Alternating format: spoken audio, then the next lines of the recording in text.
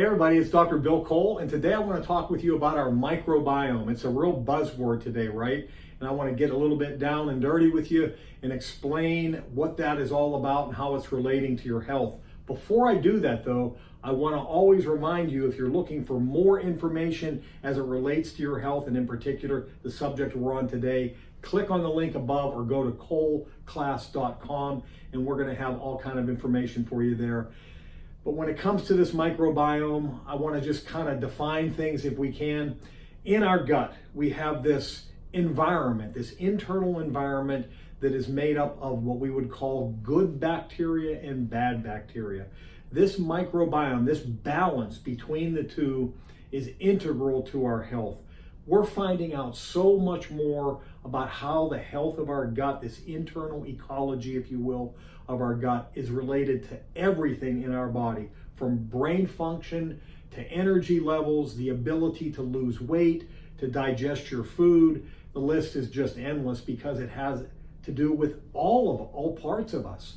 And these are things we didn't know that long ago, but we're finding out more and more that the balance in this internal environment is playing such a role in our health. You know, the father of modern medicine, Hippocrates, said over 2,000 years ago that he believed that all disease begins in the gut. I don't know if that's entirely true, but I know so much of what we see disease-wise today has some relationship to a bad gut. So we want to make sure our gut is healthy. So today what I want to do is I want to talk with you about these microorganisms that so many of the patients that I see are deficient from. And they're deficient in these things because of the foods that we're eating, in large part, antibiotics we've been taking, antibacterial soaps, the chlorine we drink in our water, the pesticides that we may have in our foods. These things that are designed to kill living things are wiping out our internal environment, really decimating our good bacteria, and they're allowing the bad bacteria to take over. So we need to change that dynamic.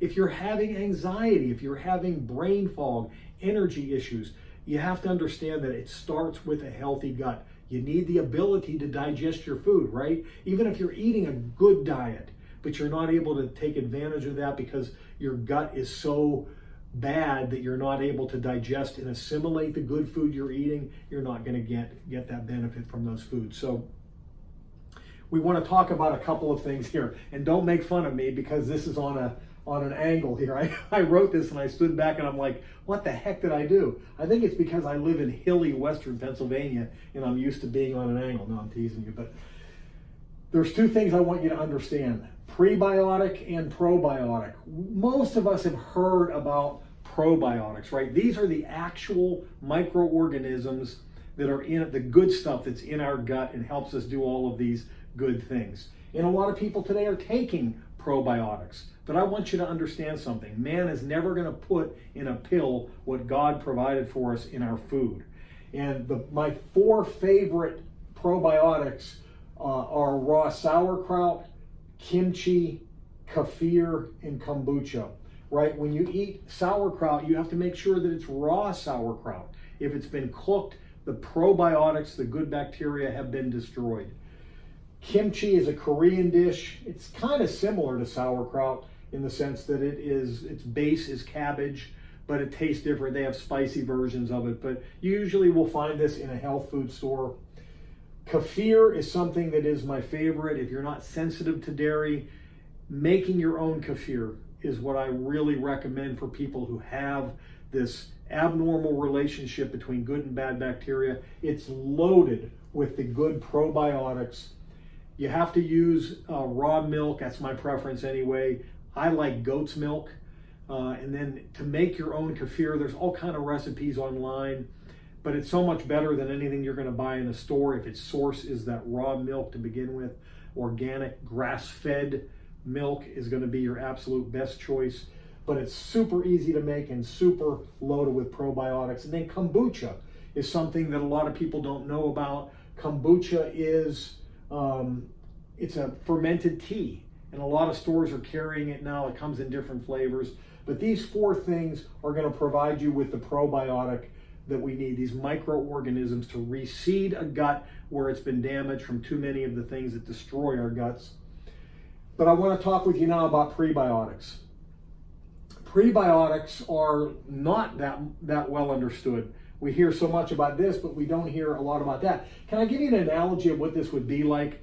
You remember the Pac-Man game back in the day where the yellow Pac-Man was eating the dots? Imagine that the Pac-Man is the probiotic, the living organism. The prebiotic would be the dots that the yellow Pac-Man was eating.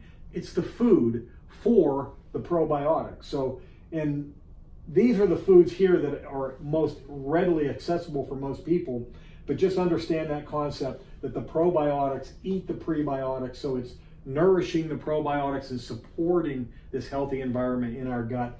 Raw garlic, raw leeks, asparagus, and onions. You can cook the onions or have them raw, but that's going to be 4 really good prebiotic foods. In essence, what you really need to understand is that high fiber foods are going to be good for you from a prebiotic perspective. So I hope that helps you guys understand that if you want to fix your gut, you've got to make sure you've got the healthy bacteria, but you have to make sure that you have the food for the healthy bacteria also. If this was of interest to you, click on coleclass.com or click on the link above or go to coleclass.com. We'll have more information for you. God bless. Take care. Bye.